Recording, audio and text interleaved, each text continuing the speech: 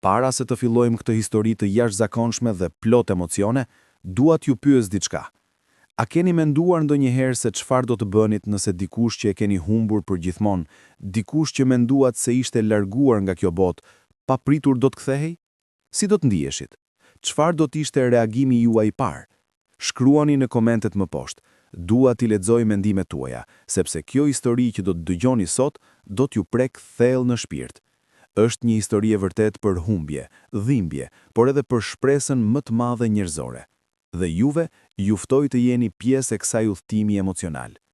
Tani, uluni rehat, mbyllni syt për një moment dhe lëreni veten të transportoheni në këtë histori që do t'ju ndryshojë perspektivën për jetën, dashurinë dhe forcën e besimit. Dielli po lëshonte rrezet e tij të para mbi kodrat e njoma, duke ngjyrosur qiellin me nuanca portokalli dhe vjollc. Era e ftohtë e mëngjesit hynte nëpër dritaret e hapura të shtëpisë së vogël në skajin e fshatit, duke sjellë me vete aromën e dheut të njom dhe të barit të freskët. Ishte një mëngjes si të gjithë të tjerët, ose të paktën kështu dukej në pamjet parë. Maria qëndronte pranë dritares së kuzhinës, duke i mbështetur duart në pervazin e vjetër prej druri që kishte filluar të çahej nga vitet. Sytë e saj, të thellë si deti në stuhi, shikuan larg drejt horizontit ku dielli po ngrihej ngadalë. Flokët e saj të gjata, tani të mprehta me fije argjendi, vallëzuan lehtë me erën. Ajo ishte grua e vogël në shtat, por mbante në shpirt një peshë që do të kishte rrëzuar çdo mal. 30 vjet. 30 vjet ishin kaluar që atë ditë. 30 vjet që bota e saj kishte rënë cop-cop, që zemra e saj ishte thyer në copza aq të vogla sa askush nuk ishte mundur t'i ringjiste. Ajo e mbante mend çdo detaj të asaj dite sikur të ishte djeshti. Tingujt, ngjyrat, erat, gjithçka ishte gdhendur në kujtesën e saj si me thik në gur. Ajo ditë kishte filluar njësoj. Dielli i bukur, qielli i kthjellët. Ajo kishte qenë një nënë e re, plot jetë dhe shpresë. Fëmiji i saj, Marku, ishte vetëm 3 vjeç, një djalë i vogël me flok kacurela dhe sy të mdhenj kafe që shkëlqenin me kureshtje për botën përreth tij. Buzëqeshtja e tij ishte si dielli, duke ndriçuar çdo cep të shtëpisë së tyre të vogël. Por pastaj erdhi ajo ditë e kopshme. Maria kishte qenë në fush duke mbledhur perime për drek, ndërsa Marku luante në obor në mbikyqyrjen e gjyshes. Apo të paktën kështu mendonte ajo. Kur u kthye në shtëpi, ajo gjeti një skenjë që e ngriti në një tmerr që nuk kishte fjalë ta përshkruante. Gjyshe, e moshuar dhe e lodhur, kishte rënë në gjumë për një çast të vetëm. Vetëm një çast, por në atë çast Marku kishte dalë jashtë. Fshati ishte i vogël, i mbyllur nga kodra nga të gjitha anët, por kishte një lumë që rrëshqitej nëpër të, ujëra të shpejta dhe të ftohta që zbrisnin nga malet. Kur Maria arriti në obor, pa gjyshen që po klithte me tmerr, treguar drejt lumit. Pa menduar 2 herë, Maria vrapoi me të gjitha forcat që kishte, por ishte shumë vonë. Fëmijët e fshatit kishin parë Markun që rënë në ujë. Disa burra kishin hyrë menjëherë për ta shpëtuar, por lumen ishte i egër atë ditë. Rryma e kishte marrë djalin e vogël dhe e kishte zhytur në thellësitë e tij të ftohta. Ata kërkuan për orë të tëra. Maria vraponte për gjatë bregut, duke klithur emrin e djalit të saj, duke u lutur me lot që ta gjenin, që t'ishte gjallë. Por ata nuk e gjetën dot trupin. Ujërat e egra e kishin marrë me vete. Njerëzit e fshatit i thanë se nuk kishte mënyrë që një fëmijë aq i vogël të kishte mbijetuar. Doktori i fshatit, një burr i vjetër me perisperiencë, i tha se pas aq orësh në ujë nuk kishte shpresë. "Më vjen shumë keq, Maria," i tha ai me zë të mbytur nga dëmshuria. "Fëmiji jot ka vdekur, lumen e ka marrë me vete." Ato fjalë ishin si thika që i shpuan zemrën. Maria ra në gjunjë në dhe, duke klithur një ulërim që e dëgjua gjithë fshati. Ishte një ulërim që vinte nga thellësitë më të errta të shpirtit saj, një dhimbje aq e thellë sa nuk kishte fjalë për ta përshkruar. Ditët që pasuan ishin si një ëndër e keqe që nuk mbaronte kurrë. Maria nuk hante, nuk flinte, nuk fliste. Ajo thjesht qëndronte pranë lumit, duke shikuar ujërat që rrjedhin, duke shpresuar kundër çdo shprese që diku, në një mënyrë të çuditshme, djali i saj të ishte gjallë. Por me kalimin e viteve, Maria mësoi të jetojë me dhimbjen. Ajo nuk e harroi kurrë Markun, asnjë ditë nuk kaloi pa menduar për të, pa parë fytyrën e tij të vogël në ëndrrën e saj. Por ajo gjeti mënyra për të vazhduar. U kthye në punë, filloi të kujdesej për familjen e saj të zgjeruar. U përpoq të gjente një qëllim në jetë, por gjithmonë, në thellësi të zemrës, kishte një zbrasti që nuk mund të mbushej kurrë. Një pjesë e saj kishte vdekur në atë lumë bashkë me djalin e saj. 30 vjet ishin kaluar që atëherë. Maria tani ishte një grua e moshuar, me fytyrë të rrudhosur nga koha dhe nga dhimbja. Petri kishte vdekur disa vjet më parë, duke lënë atë vetëm në shtëpinë e tyre të vogël. Fëmijët që kishin pasur më vonë, 2 vajza që i donte me gjithë zemër, tani jetonin larg, në qytete të mëdha, me familjet e tyre. Por kjo mëngjes, diçka ishte ndryshe. Maria e ndjeu. Ishte një ndjenjë e çuditshme, një tension në ajër që nuk e kishte ndjerë prej vitesh. Zemra e saj rrahte pak më shpejt se zakonisht, dhe duart e saj dridheshin lehtë ndërsa mbante filxhanin e kafes. Ajo nuk e dinte se pse, por kishte një ndjenjë që diçka po vinte. Diçka e madhe, diçka që do të ndryshonte gjithçka. Dhe pastaj, pa pritur, ajo dëgjoi një zhurmë që e bëri të ngrinte kokën. Ishte një trokitje në derë, një trokitje fortë dhe e qartë që përshkoi heshtjen e mëngjesit. Maria qëndroi e palëvizur për një moment, duke dëgjuar me vëmendje. Trokitja erdhi përsëri, kësaj here më insistente. Po vi, thirrri ajo me zë të lehtë të dridhur, duke vënë filxhanin më njanë. Ajo ecte ngadalë drejt derës, duke ndjerë si këmbët e saj të lodhura prej moshës ishin bërë edhe më të rënda. Kur arriti te dera, ajo vendosi dorën në dorez dhe mori një frym të thellë. Kur hapi derën, ajo pa një burr që qëndronte në prag. Ishte i lartë, me supe të gjëra, me flokë të shkurtër kafe të përziera me gri. Fytyra e tij ishte e rrudhosur nga koha, por sytë e tij, ata sy të mëdhenj kafe, shkëlqenin me një shprehje që Maria nuk e kishte parë prej shumë kohësh. Burri e shikoi në heshtje për një moment të gjatë. Buzët e tij dridheshin, sikur po përpiqej të gjente fjalët e duhura. Dhe pastaj, ai foli, me një zë të thellë dhe lehtë të thyeshëm nga emocionet. Nën, jam unë, jam Marku. Koha u ndal. Bota përreth Marias u zbeh, u bë e paqartë, sikur të ishte zhytur në një ëndër nga i cila nuk mund të zgjohej. Fjalët që sapo kishte dëgjuar tingëllonin në veshët e saj si një jehon e largët, sikur të vinin nga një botë tjetër. Çfarë the? Pyeti ajo me zë të dobët, pothuajse të padëgjueshëm. Burri në prag bëri një hap përpara. Sytë e tij ishin plot lot që po përpiqej të mos dilnin. Jam Marku, përsëriti ai, kësaj here me më shumë forcë. Jam djali yt, djali që mendove se kishte vdekur. Maria ndjeu se këmbët po i lëkunden. Ajo u mbështet në karrigen e derës, duke përpjekur të mbajë ekuilibrin. Mendja e saj po punonte me shpejtësi, duke përpjekur të kuptonte, të procesonte atë që po dëgjonte. Jo, murmuriti ajo, duke tundur kokën. Jo, kjo nuk është e mundur. Marku vdiq, ai u zhyt në lumë, 30 vjet më parë, ai ishte vetëm 3 vjeç. E di, tha burri, duke bërë edhe një hap më afër. E di se të kanë thënë se kam vdekur, por nuk vdiqa, nën. Unë mbijetova. Maria e shikoi me sy të zgurduar. Zemra e saj rrahte aq shpejt sa mendoi se do të plas. Ajo e studioi fytyrën e tij me vëmendje, duke kërkuar diçka, çfarëdo gjëje, që të provonte se kjo nuk ishte vetëm një iluzion i shmendur, një truk mizor i mendjes së saj të lodhura. Por sa më shumë e shikonte, aq më shumë fillonte të shihte diçka të njohur. Linja e noflës, forma e syve, ajo mënyrë se si buzët e tij dridhen kur është emocional. Të gjitha këto ishin njësoj si ato që mbante mend nga fëmia i saj i vogël. Si, filloi ajo, por zëri e mroht, ajo gëlltiti dhe u përpoq përsëri. Si është e mundur kjo? Marku, nëse vërtet ishte ai, mori një frym të thellë. A mund të hyj brenda? Pyeti butësisht. Kjo është një histori e gjatë dhe nuk dua të ta tregoj në prag të derës. Maria hezitoi për një moment. Një pjesë e saj ende nuk e besonte. Një pjesë e saj kishte frikë që nëse e linte të hynte, nëse lejonte veten shpresonte, do të coptohej përsëri kur zbulonte se kjo ishte vetëm një mashtrim, një truk mizor i mendjes së saj të lodhura.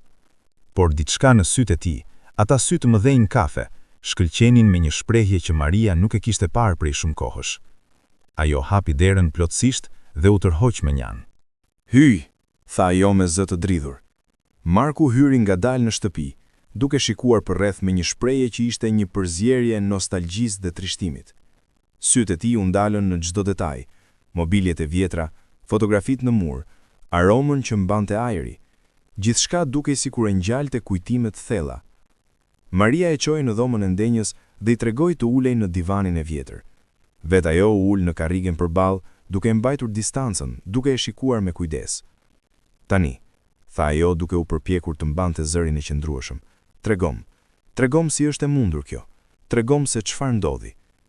Marku vuri duart në gjunjë dhe shikoi poshtë për një moment, sigur po mbledhte mendimet. Pastaj ngriti kokën dhe filloi të fliste. Kur rash në lum atë ditë, filloi ai, isha vetëm një fëmijë i vogël. Nuk kuptoja se çfarë po ndodhte. Ujërat më kapën dhe më tërhoqën poshtë. Unë luftova, por isha shumë i vogël, shumë i dobët. Mendova se do të vdisja. Maria ndjeu lot që filluan të rrjedhin nga sytë e saj ndërsa dëgjonte. Ajo nuk tha asgjë, vetëm dëgjoi. Por pastaj, vazhdoi Marku, dikush më kapi, ndjesha duart forta që më rrëmbyen nga uji. Më pas gjithçka u bë e errët. Kur u zgjova, isha në një vend që nuk e njihja. Ishte një shtëpi e madhe, e pastër, plot dritë, dhe kishte një grua që po më shikonte me shqetësim. Kush ishte ajo? Pyeti Maria me zë të përshpëritur. Ajo ishte gruaja që më shpëtoi, tha Marku. Emri i saj ishte Elena. Ajo ishte një grua e pasur që jetonte në një qytet larg fshatit ton. Ajo ndodhej aty rastësisht, duke udhëtuar lëpërzon kur pa që një fëmijë kishte rënë në lum. Shoferët e saj u zhytën dhe më nxorën. Por pse? Maria dridhej nga zemërimi dhe hutimi. Pse ajo nuk më solli mbrapa? Pse nuk na tha që ishe gjallë? Marku shikoi poshtë dhe në fytyrën e tij kaloi një hije e turpit. Sepse ajo nuk deshi, tha ai ngadalë. Elena kishte humbur fëmijën e saj disa muaj më parë. Një sëmundje e kishte marrë. Ajo ishte e thyer nga dhimbja, e vetmuar, e dëshpëruar. Kur më pa mua, pa një fëmijë që ishte rrëmbyer nga vdekja, diçka ndryshoi në të. Ajo vendosi se unë isha një shenjë, një mundësi e dytë që i kishte dhënë Zoti. Maria ndjeu një zemërim që po ngrihej në krahëror. Duart e saj u shtrënguan në grushta. Ajo të rrëmbeu, tha ajo me zë të ngrohur nga inati. Ajo të vodhi nga ne, nga familja jote. Po, tha Marku me zë të ulët. Po, e bëri. Por ti ishe vetëm 3 vjeç, vazhdoi Maria duke qëndruar në këmbë tani, e tërbuar. Ti nuk e dije më birë, ti ishe një fëmijë. Ishe e drejtë, tha Marku. Isha shumë i vogël për të kuptuar. Në fillim kërkoja për ty, qaja dhe thërrisja çdo ditë. Por Elena më tha se ti kishe vdekur. Më tha se kishte pasur një zjarr në fshat dhe që gjithë familja ime kishte humbur. Më tha se ajo ishte e vetmja që kujdesej për mua tani. Maria ndjeu si zemra po i coptonte përsëri. Të mendonim se fëmia i saj, fëmia i vogël i pafajshëm, kishte qenë duke qarë për të, duke e kërkuar, ndërsa asaj i kishin thënë gënjeshtra të tmerrshme. Si mundesh, por nuk e përfundoi fjalën. Ajo ishte shumë e tronditur, shumë e zemëruar për të formuar një mendim të plot. Marku u ngrit dhe bëri një hap tek ajo, por Maria u tërhoq mbrapa instinktivisht. Ai u ndal, duke kuptuar që ajo kishte nevojë për hap. E di që kjo është e pamundur për të besuar. E di që je e zemëruar, e lënduar, e hutuar, por duhet të dish se unë nuk e dija. Për jerësh të tëra nuk e dija të vërtetën. Kur e zbulove? Kur zbulove që të kishin gënjur? Marku ul përsëri dhe vendosi fytyrën në duar për një moment. Kur u bëra 18 vjeç, tha ai, deri atëherë Elena më kishte rritur si djalin e saj. Më jepte gjithçka që kishte nevojë. Arsim të mirë, veshje të bukura, një shtëpi të madhe. Ajo më donte në mënyrën e saj, por gjithmonë kishte diçka që nuk ndihej mirë. Gjithmonë ndjeja sikur diçka mungonte. Çfarë ndodhi kur ishe 18 vjeç? Elena u sëmur shumë rënd, shpjegoi Marku. Ajo e dinte se po vdiste. Dhe në shtratin e vdekjes më rrëfeu të vërtetën. Më tha se nuk ishte nëna ime e vërtet. Më tha për lumën, për aktin e rrëmbyer, për gënjeshtrin që më kishte thënë gjithë atë kohë. Maria mbajti frymën. Dhe çfarë bëre? Isha i tërbuar, tha Marku, dhe zëri i tij u thye. Isha kaq i zemëruar sa nuk mund ta shikoja. Të gjitha ato vite, gjitha ajo dashuri që mendoja se kishte qenë e vërtet, ishin ndërtuar mbi një gënjeshtër. Por ajo ishte duke vdekur, dhe një pjesë e meje ende e donte, pavarësisht gjithçkaje. A të tha ku ishte familja jote e vërtet? Pyeti Maria, duke ndjesh shpresë të përzier me frikë. Po, tha Marku. Më tha emrin e fshatit, më tha emrin tënd, por më tha gjithashtu se ishte kaluar kaq shumë kohë sa ndoshta nuk do të më pranonit më, se ndoshta ishit larguar apo që jeta juaj kishte vazhduar pa mua. Pse nuk erdhe më njëherë? Pyeti Maria duke ndjesh zemërimin duke u kthyer përsëri. Pse prishet 30 vjet? Marku e shikoi në sy dhe në shprehjen e tij Maria pa një dhimbje të thellë. Sepse kisha frikë, tha ai thjesht. Kisha frikë se nuk do të më besonit. Kisha frikë se do të më urrenit për atë që kishte ndodhur, edhe pse nuk ishte faji im. Kisha frikë se kisha humbur të drejtën për të qenë djali yt. Ai ndaloi dhe fshiu një lot që i kishte rrjedhur në faqe. Dhe pastaj, vazhdoi ai, fillova të ndërtoja një jetë të re. U martova, pata fëmijë, bëra karrierë, por çdo ditë të vetme, mendoja për ty. Mendoja se si do të ishte nëse do të vija këtu, nëse do të prokisja në derë, por gjithmonë gjeja një arsye për të shtyrë. Deri sot. Çfarë ndryshoi sot? Pyeti Maria. Marku mori një frymë të thellë. Djali im, tha ai. Djali im më tha diçka që më bëri të kuptoja se nuk mund të presma. Ai më tha, baba, nëse nuk e gjen kurrë nënën tënde të vërtet, do të pendohesh përgjithmonë. Dhe kishte drejtë, nuk mund të jetoj me atë pendim. Maria qëndroi në heshtje për një kohë të gjatë, duke përpunuar gjithçka që kishte dëgjuar. Ishte shumë, ishte tepër, dhe nuk e dinte se si të ndjehej. Një pjesë e saj donte ta përqafonte, ta mbante fort dhe të mos e linte të shkonte kurrë. Një pjesë tjetër ishte e zemruar, e lënduar, e hutuar, dhe një pjesë e tretë thjesht nuk mund ta besonte që kjo ishte e vërtetë. Provome, tha ajo më në fund. Provome që je vërtet, Marku. Marku ngriti kokën dhe e shikoi me përcaktim. Çdo gjë që dëshiron, tha ai. Dhe kështu filloi një përballje që do të zgjidhte çdo dyshim, ose do ta coptonte zemrën e Marias edhe një herë. Marku u përkul dhe e përqafoi. Dhe për herë të parë në 30 vjet, Maria ndjeu diçka që mendoi se kurrë nuk do ta ndjente përsëri. Prekjen e djalit të saj. Ata qëndruan të përqafuar për minuta të tëra, duke qarë bashk, duke lëshuar gjithë dhimbjen, humbjen dhe gëzimin e papritur që kishte ardhur pas aq shumë vitesh. Maria ndjente trupin e Markut, tashmë një burr i rritur, i fortë, por në të njëjtën kohë ajo ende ndjente fëmijën e vogël që kishte humbur. Kur më në fund u ndan, Maria e pa me sy të skuqur dhe të ënjtur nga të qarit. Ajo e preku fytyrën me duar të dridhueshme, duke gjurmuar linjat e fytyrës së tij, duke kërkuar të gjurmoj tiparet që mbante mend nga fëmia i vogël. Ti je vërtet ai, tha ajo, duke e përsëritur fjalët si një lutje. Ti je vërtet djali im. Marku buzëqeshi në përlot. Po nën, jam unë. Ajo e tërhoqi përsëri në një përqafim, këtë herë duke e mbajtur edhe më fort, sikur kishte frikë se nëse e lëshonte, ai do të zhdukej përsëri. Nuk mund ta besoj, murmuriti ajo në shpatullën e tij. 30 vjet mendova se ishe i vdekur. 30 vjet jetova me një boshllëk në zemër që mendova se nuk do të mbushej kurrë. Dhe tani je këtu, i gjallë, i rritur. E di nën, tha Marku, duke e mbajtur fort. E di se çfarë ke kaluar, dhe më vjen shumë keq që nuk erdha më herët. Më vjen shumë keq për gjithë dhimbjen që kam shkaktuar. Maria u largua pak dhe e shikoi në sy. Ti nuk ke shkaktuar asgjë, tha ajo me forcë. Ti ishe një fëmijë i pafajshëm. Ajo grua, Elena, ajo bëri zgjedhjen, jo ti. Por unë vonova, tha Marku me një ndjenjë faji në zë. Edhe kur zbulova të vërtetën, vonova. Kjo është faji im. Jo, tha Maria, duke tundur kokën. Unë nuk të fajsoj. Kur nuk do të fajsoj. Rëndësia është se tani je këtu, dhe nuk do të të lë të shkosh sërisht. Ata u ulën përsëri, këtë herë pranë njëri tjetrit në divan. Maria mbante dorën e Markut me të dyja duart e veta, sikur po mbante diçka shumë të çmuesme që mund të thyhej nëse e lëshonte. Tregom më shumë, tha ajo. Tregom për jetën tënde. Çfarë bëre gjithë këto vite? Si ishte jeta jote? Marku mori një frymë të thellë dhe filloi të tregojë. Ai i tregoi për vitet që kaloi me Elena, se si ajo e kishte rritur në një shtëpi të madhe në qytet, si i kishte dhënë arsimimin më të mirë që mund të blinte me para. Ai shkoi në shkolla private, mësoi gjuhë të huaja, studioi në universitet.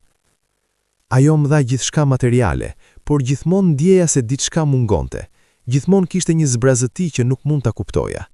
Tani e di se ajo zbrazëti ishte ti, ishte familja ime e vërtet. Maria dëgjoi me vëmendje çdo detaj të jetës së djalit të saj që kishte humbur. A je martuar? Pyeti ajo. Po nën, tha Marku, dhe një buzëqeshje e vogël u shfaq në buzë. Gruaja ime quhet Ana, e takova në universitet. Ajo është një grua e mrekullueshme, e fortë dhe dashura. Kemi 3 fëmijë, 2 djem dhe një vajzë. Zemra e Marisë u mbush me një ndjenjë të re. Gëzim përzier me trishtim. Ajo kishte nipër dhe mbesa që nuk I kishte njohur kurrë. 3 fëmijë, përsëriti ajo me hutim. Unë jam gjyshe dhe nuk e dija. Marku shtrëngoi dorën e saj. Tani e di, dhe ata duan ta njohin gjyshen tënde. A ju ke treguar për mua? Pyeti Maria. Ju kam treguar gjithçka. Kur zbulova të vërtetën, ju thash atyre menjëherë. Ana më mbështeti plotësisht në kërkimin për ty. Fëmijët janë të emocionuar që më në fund do të takojnë gjyshen e tyre të vërtet. Maria ndjeu lot të rinj që po formohen. Kësaj here ishin lot gëzimi. Dua t'i takoj të gjithë. Dhe do t'i takosh, premtoi Marku. Ata janë këtu në fshatin Finj. Presin në hotel duke pritur që unë të vi të flas me ty së pari. Nuk doja t'i sillja menjëherë. Doja që ne të kishim këtë moment vetëm së pari. Faleminderit që erdhe. Faleminderit që nuk e hoqe dorë nga unë. Kur nuk do ta heq dorë.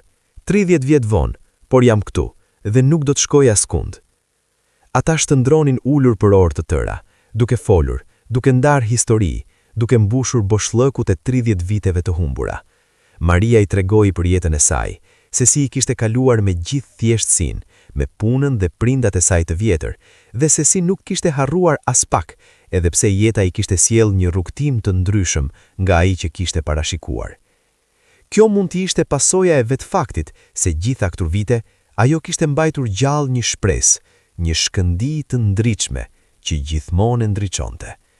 Tani e ka djalin e saj këtu pranë saj, dhe kjo I bën të gjitha diferencat në botë, duke I mbushur zemrën me gëzim të pafund. Vazhduar pas humbjes së tij, se si kishte lindur 2 vajza tjera, se si Petri kishte vdekur, se si kishte jetuar vetëm për vitet e fundit. Marku dëgjoi me vëmendje, duke ndjer dhimbjen e saj si të ishte e vetja. Ai e kuptoi se sa shumë kishte humbur, jo vetëm ai, por gjithë familja. Prindërit e tij të vërtet kishin vuajtur më shumë se mund t'imagjinonte. Babai, tha Marku në një moment heshtjeje. Më vjen keq që nuk e takova kurrë. Maria shikoi poshtë, duke ndjesh një val të vet trishtimi. Ai të donte aq shumë, tha ajo. Kur të humbëm, ai u thye, nuk ishte kurrë më I njëjti burr. Filloi të pinte, të mbyllej në vetvete. Martesa jon vuajti shumë. Por ju patët fëmijë të tjerë, tha Marku. Motrat e mia. Po, tha Maria. Edina dhe Sara, ato janë gra të mrekullueshme tani, me familjet e tyre. Por gjithmonë u thash për ty, gjithmonë u fola për vllain e tyre që humbëm. Dua t'i takoj edhe ato, tha Marku. Dhe do t'i takosh, tha Maria. Por jo sot. Sot është vetëm për ne, për nënën dhe për djalin që u ribashkuan pas 30 vitesh. Dieli kishte filluar të perëndonte kur më në fund pushuan së foluri. Ngjyrat portokalli dhe të kuqe mbushën qiellin, duke hedhur dritë të ngrohtë në përdhomën e vogël. Maria dhe Marku qëndronin ende afër njëri tjetrit, të papërgatitur të ndaheshin. Ku do të qëndrosh sonte? Pyeti Maria. Kam një dhomë në hotel në fshatin Fqinj, tha Marku, por nuk dua të shkoj ende. Nuk dua të të lë. Maria buzëqeshi. Atëherë qëndro këtu, tha ajo. Kjo është shtëpia jote, gjithmonë ka qenë. Marku ndjeu një nxehtësi që përhapej në gjoks. Për herë të parë në jetën e tij, ai ndjehej sikur vërtet po kthehej në shtëpi. Do të qëndroj, tha ai. Atë natë, Maria përgatiti darkë për të dy. Ishte një vakt I thjesht, perime nga kopshti, bukë e pjekur në shtëpi dhe një supë ngrohtë. Por për Markun ishte mjalti më I ëmbël që kishte shijuar ndonjëherë.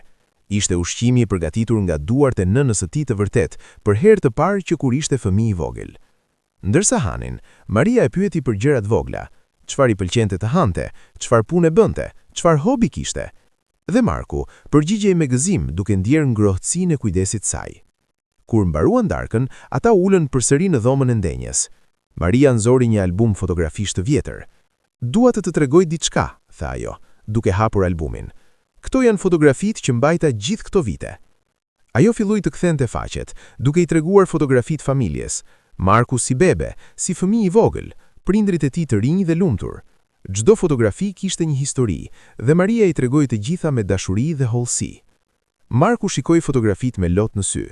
Këto ishin kujtimet që I kishin vjedhur, këto ishin momentet që nuk I kishte jetuar, familja që nuk e kishte njohur. Filloi ai, por zëri u thye. Unë kam humbur kaq shumë. Maria e kapi dorën. E di, djali im, por tani je këtu, dhe nuk mund të kthejmë kohën, por mund të fillojmë nga sot, mund të krijojmë kujtimet e reja. Marku e shikoi me mirënjohje. "Ke të drejtë," tha ai, "të drejtën." Kur ora u bë vonë, Maria e çoi Markun në dhomën që dikur kishte qenë e tir. Ajo e kishte mbajtur krejt e njëjtë gjithë këto vite. Krevanti i vogël, lodrat e vjetra, muralet me ngjyra të zbehtjes. Ishte si një muze për një jetë që nuk kishte vazhduar. "Kjo ishte dhoma jote," tha Maria, duke qëndruar në prag. "E kam mbajtur ashtu siç ishte. Gjithmonë shpresoja, në thellësi të zemrës, gjithmonë shpresoja që një ditë do të kthehesh." Marku hyri në dhomë dhe shikoi përreth me hutim. Ishte e çuditshme të shihte një vend që nuk e mbante mend, por që ndjehej aq i njohur. "Faleminderit që nuk e hoqe dorë," tha ai, duke u kthyer tek Maria. Ajo afrua dhe e puthi në ball, ashtu siç bënte kur ishte fëmijë i vogël. Asnjëherë nuk e hoqa dorë, dhe tani në fund Zoti më dëgjoi lutjet. Atë natë, Maria përgatiti targ për të dy. Ishte një vakt i thjesht, perime nga kopshti, buke pjekur në shtëpi dhe një supë ngrohtë. Por për Markun ishte mjalti më i ëmbël që kishte shijuar ndonjëherë. Ishte ushqimi i përgatitur nga duart e nënës së tij të vërtet, për herë të parë që kur ishte fëmijë i vogël. Ndërsa hanin, Maria e pyeti për gjërat vogla, çfarë i pëlqente të hante, çfarë pune bënte, çfarë hobi kishte. Dhe Marku përgjigjej me gëzim duke ndier ngrohtësinë e kujdesit saj. Por, kjo ishte vetëm fillimi i një udhëtimi të gjatë dhe të vështirë. Sepse edhe pse Marku kishte kthyer, kishte ende shumë pyetje pa përgjigje, shumë dhimbje që duhet shërohej, dhe shumë të vërteta që duhet të zbulohen. Mëngjesi erdhi me dritën e butë të diellit që hynte në përperdhet e vjetra. Maria u zgjua më herët se zakonisht, zemra e saj duke rrahur me një ndjenjë të pazakontë, një përzierje gëzimi dhe frike. Për një moment, ajo mendoi se gjithçka kishte qenë një ëndër. Por pastaj dëgjoi zhurmën e dikujt që lëvizte në dhomën tjetër dhe e kuptoi se ishte e vërtetë. Marku ishte këtu. Djali i saj ishte kthyer. Ajo u ngrit shpejt, u vesh dhe shkoi në kuzhinë. Atu gjeti Markun që qëndronte pranë dritares, duke shikuar drejt kodrës ku dielli po ngrihej. "Mirëmëngjes," tha ajo me zë të butë. Marku u kthye dhe buzëqeshi. "Mirëmëngjes, nën." Fjala nën nga buzët e tij ende tingëllonte si mrekulli për Marian. Ajo shkoi dhe filloi të përgatiste mëngjes, bukë të freskët, djath nga kopshti, çaj të nxehtë me bim nga mali. "A fleta mirë?" pyeti ajo ndërsa punonte. "Më mirë se kisha fjetur prej vitesh," tha Marku. Ishte sikur një pjesë e meje që kishte munguar gjithmonë, më në fund ishte gjetur. Ata hëngrën mëngjes bashkë në heshtje të këndshme, duke shitur njëri tjetrin nga koha në kohë dhe duke buzëqeshur. Ishte një moment i thjesht, por i mbushur me kuptim. Pas mëngjesit, Maria ju dritua Markut me një shprehje serioze. "Sot," tha ajo, "dua që ti të më çosh në vendin ku ndodhi gjithçka. Dua të shkoj te lumi." Marku hezitoi. "Je i sigurt? Nuk dua të sjell përsëri dhimbjen." "Duhet," tha Maria me forcë. "Duhet ta mbyll atë kapitull. Për 30 vjet kam shmangur atë vend. Kam pasur frikë të shkoj atje. Por tani që ti je këtu, tani që e di se je i gjallë, dua të përballemi me të bashk." Marku kuptoi.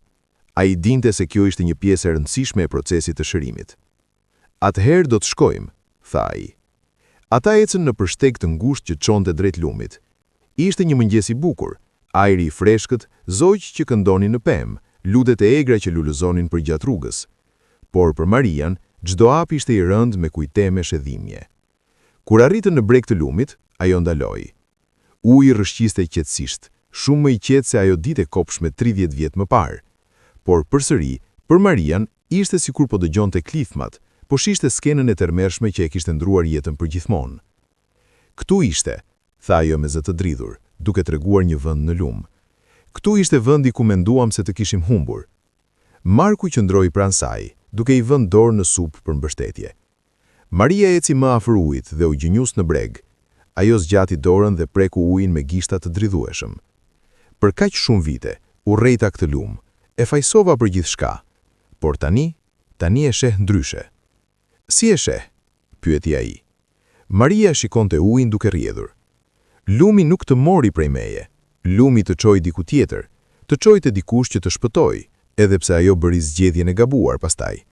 Por nëse nuk do të kishe rënë në ujë, Elena nuk do të kishte gjetur, dhe ndonse se ajo të vjodhi nga ne, të paktën je i gjallë." Ishte një perspektivë që Maria nuk e kishte konsideruar më parë. një mënyrë e re për të parë tragjedinë në rrethanat e saj.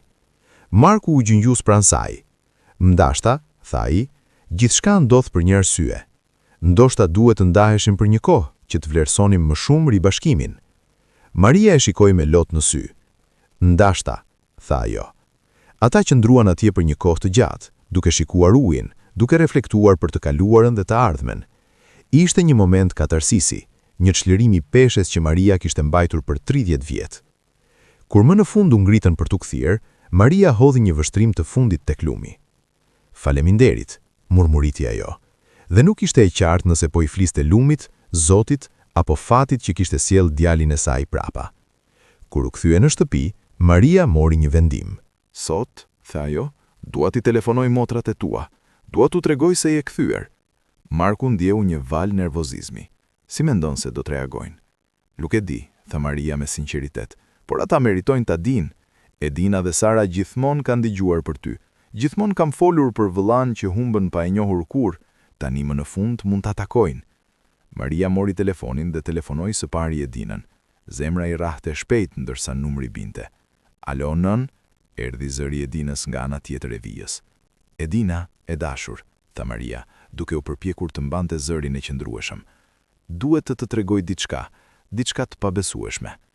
Çfarë ndodhi? Je mirë? Pyeti Edina me shqetësim. Jam më mirë se kam qenë kur, tha Maria. Edina, vëllai yt është kthyer. Marku është gjallë. Kishte një heshtje të gjatë nga ana tjetër e vijës. Nën, tha Edina më në fund me zë të kujdesshëm. Për çfarë po flet? Marku vdiq kur ishte 3 vjeç.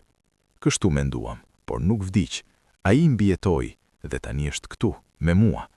Nën, je sigurt që je mirë? Pyeti Edina, dhe në zërin e saj Maria dëgjoi shqetësim. Ndoshta duhet të vish të qëndrosh me ne për një kohë. Nuk jam e çmendur, Edina, tha Maria me forcë.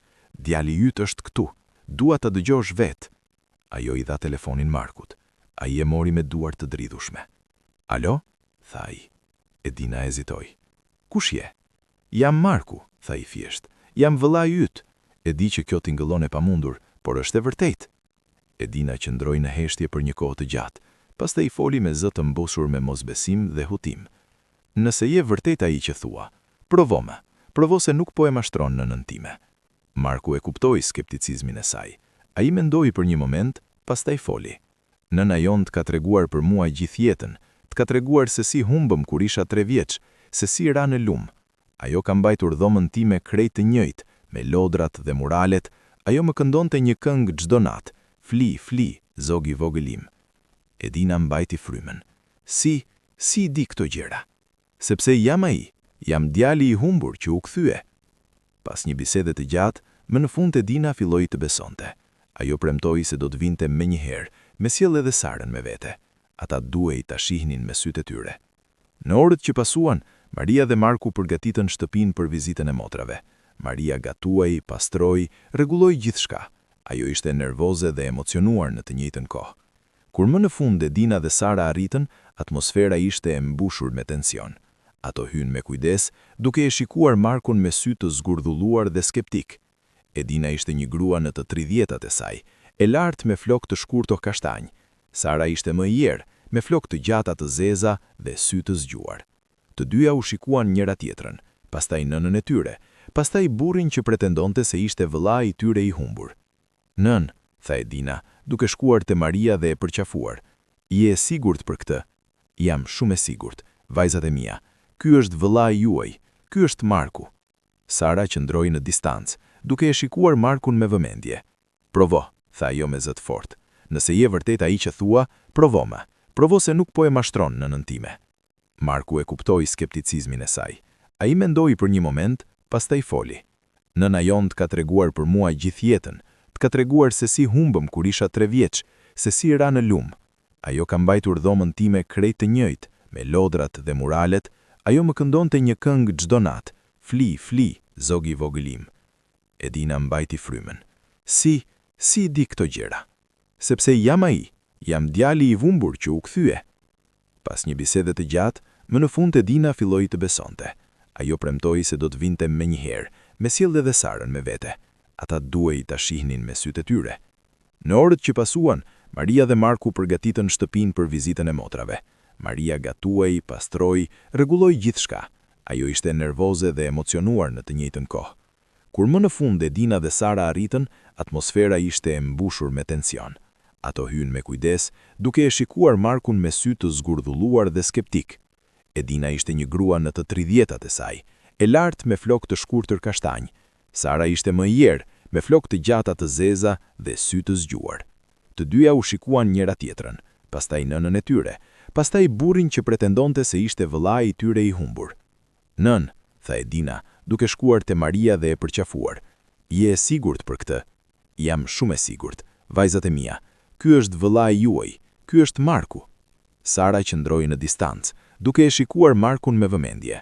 "Provo," tha ajo me zë të fortë. "Nëse je vërtet ai që thua, provo-me. Provo se nuk po e mashtron nënën time."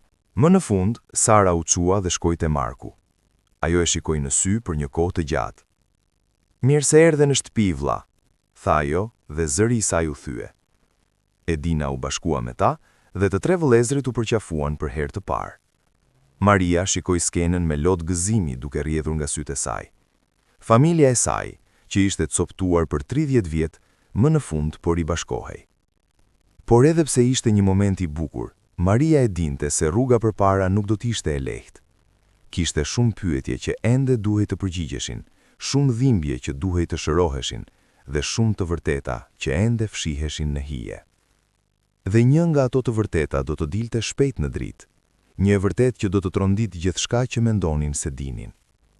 Ditët që pasuan ishin një përzierje e gëzimit, lotëve dhe ribashkimit familjar. Marku kaloi kohë me motrat e tij, duke mësuar për jetët e tyre, duke ndar histori, duke ndërtuar lidhje që kishin munguar për kaq shumë kohë.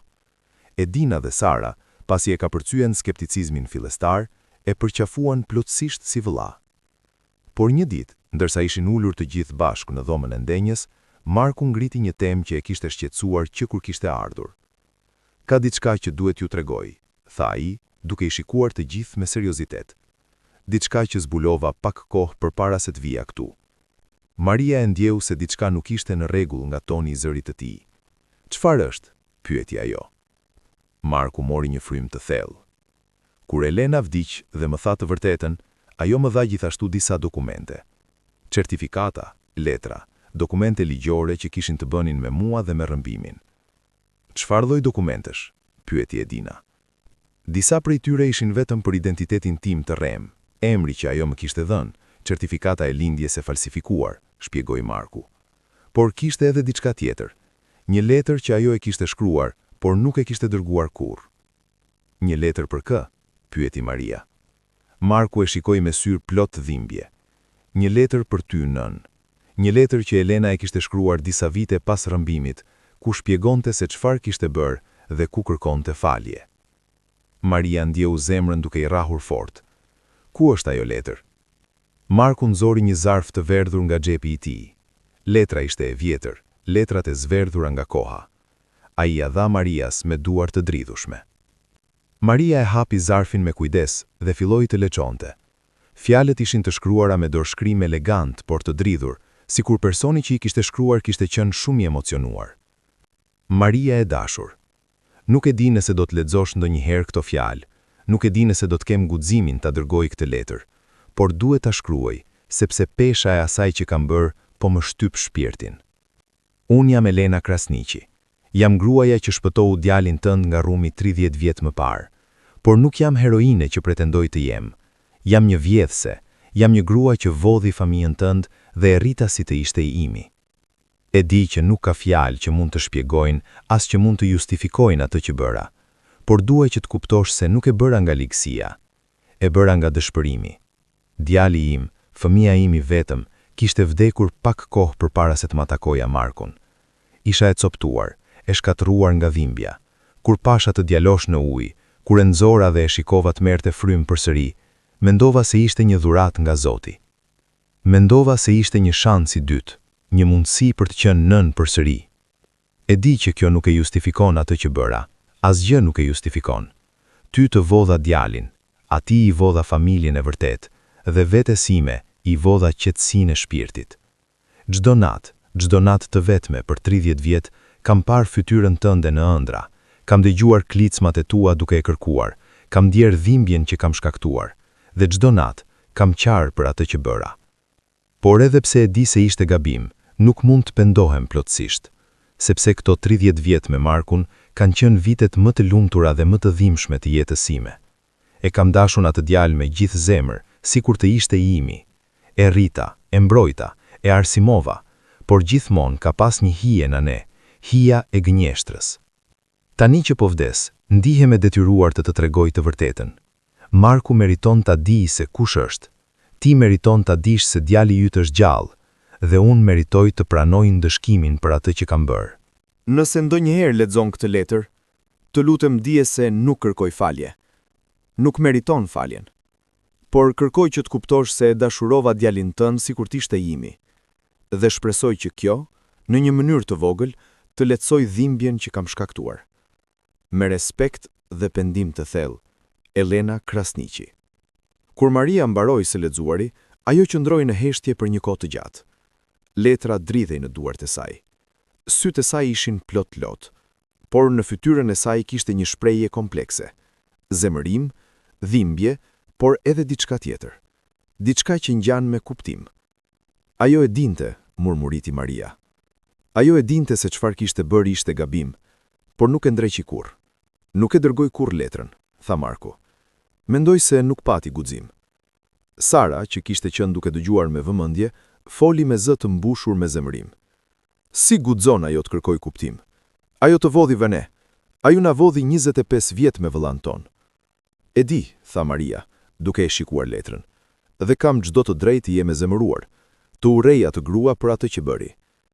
Por, pyeti Edina, duke ndjerë se ishte diçka më shumë. Maria ngriti kokën dhe i shikoi të gjithë. Por, tha ajo ngadalë, nëse ajo nuk e kishte shpëtuar, Marku me të vërtet do të kishte vdekur atë ditë. Nëse ajo nuk do të kishte qenë atje, djali im do të ishte marrë nga lumi dhe nuk do të ishte kthyer kurrë. Ishte një realizim i dhimbshëm dhe kompleks. Elena kishte bërë diçka të tmerrshme, kishte rrëmbyer një fëmijë, por në të njëjtën kohë kishte shpëtuar jetën e atij fëmije. Nuk e di si të ndihem, tha Maria, duke fshirë lotët. Një pjesë e meje uren për atë që bëri, por një pjesë tjetër është mirënjohëse që të paktën e mbajti gjallë. Marku u përpjos dhe shkoi pranë Marias. Nën, tha ai, nuk duhet të ndihesh mirënjohëse. Ajo të vodhi 30 vjet me mua. Asgjë nuk e justifikon atë.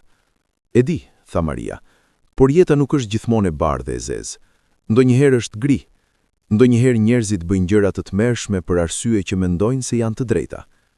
Edina u ul pranë nënës së saj dhe e kapi dorën. Ti je gruaja më e fortë që njoh. Fakti që mund të gjesh mënyrën për të kuptuar, edhe pas gjithë kësaj dhimbjeje, tregon se sa zemër të madhe ke. Maria buzëqeshi në përlot. Nuk jam e fortë, tha ajo. Jam thjesht e lodhur nga urrëtia. Kam kaluar 30 vjet duke mbajtur dhimbjen dhe zemërimin. Tani që Marku është kthyer, nuk dua të harxoj asnjë moment më shumë në ndjenja negative. Dua të shijoj kohën që më ka mbetur me djalin tim. Ishte një moment transformues për Marian. Për 30 vjet, ajo kishte mbajtur dhimbjen si një barë të rëndë. Tani, për herë të parë, ajo po mësonte t'ja lëshonte.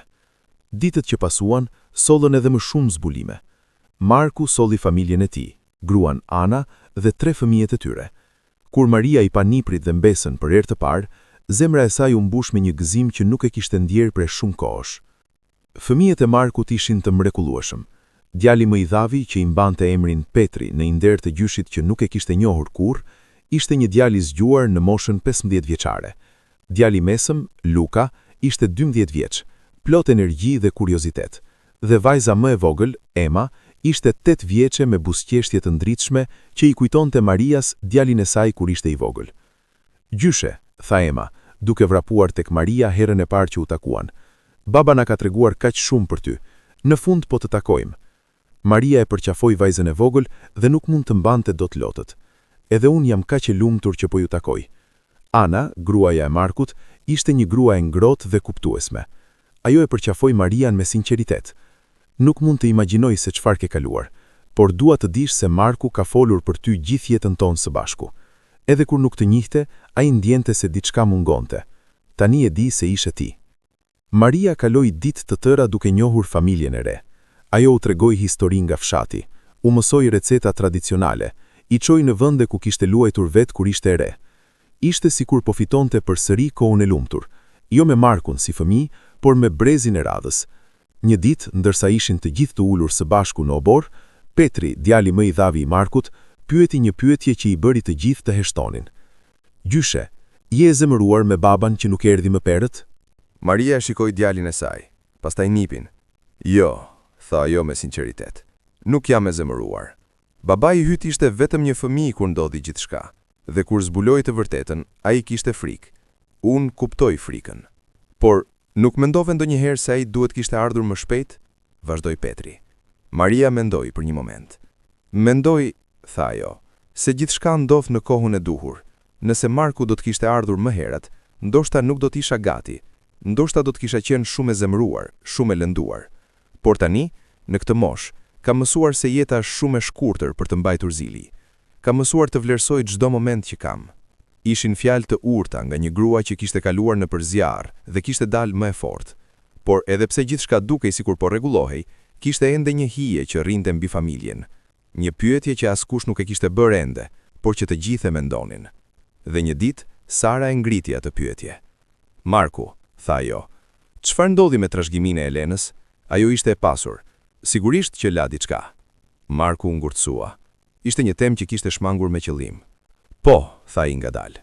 Ajo la shumë, një shtëpi të madhe, llogari bankare, prona. Dhe, pyeti Sara. Dhe, vazhdoi Marku, sipas ligjit, unë isha trashëgimtari i saj ligjor. Edhe pse nuk isha djali i saj biologjik, dokumentet që ajo kishte falsifikuar më bënin trashëgimtar ligjor. Maria e shipoi me kujdes. Çfarë bëre me të?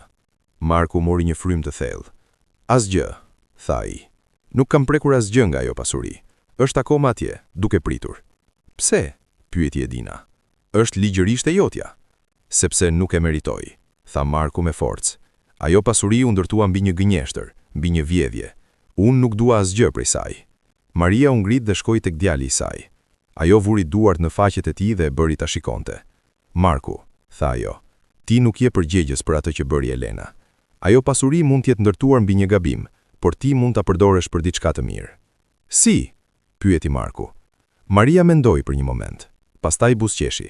Përdore për të ndihmuar të tjerët, ndërtoj një shkollë, ose një spital, ose një shtëpi për fëmijët jetim. Ktheje atë pasuri që u ndërtua nga dhimbja në diçka që sjell gëzim. Marku e shikoi me admirim. Edhe pas gjithçkaje që kishte kaluar, nëna e tij ende kishte zemër aq të madhe sa të mendonte për të tjerët. Do ta bëj, premtoi ai. Do ta përdor për të bërë mirë. Dhe kështu, pak nga pak, familja filloi të shërohet. Dhimbjet e së kaluarës ende ishin atje, por ato po zvendësoheshin nga gëzimi i së tashmes dhe shpresa për të ardhmen. Por jeta, siç e kishte mësuar Maria, gjithmonë ka mënyra për të hedhur sfida të reja. Dhe një ditë një e vërtet tjetër do të dilte në sipërfaqe, një e vërtet që do të testonte forcën e kësaj familje të ribashkuar. Kishte kaluar një muaj që Marku kishte kthyer, një muaj plot me gëzim, lot, përgjafime dhe histori të ndara. Familja po mësonte të jetonte së bashku përsëri, po ndërtonte ura që kishin munguar për 30 vjet. Por një mëngjes, Maria u zgjua me një ndjesi të çuditshme.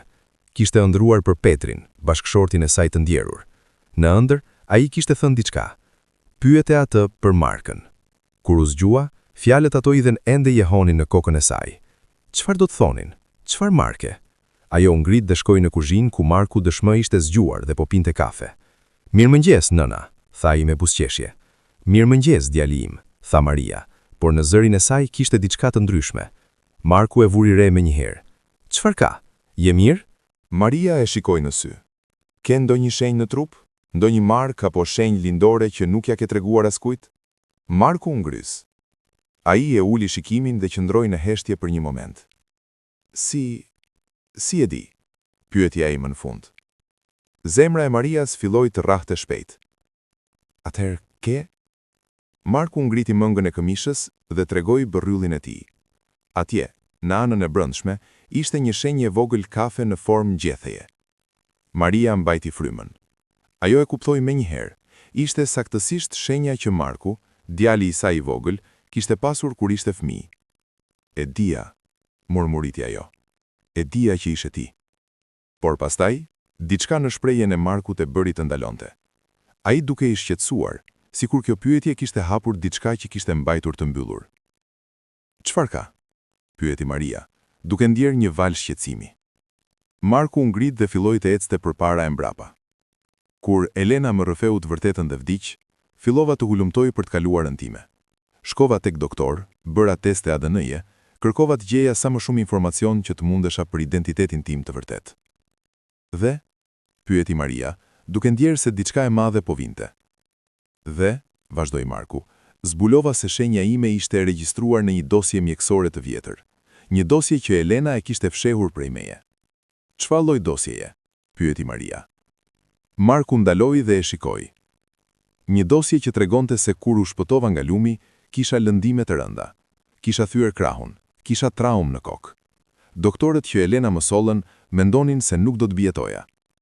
Maria ndieu një coptim një zemër. Fëmia i saj i vogël kishte vuajtur kaq shumë.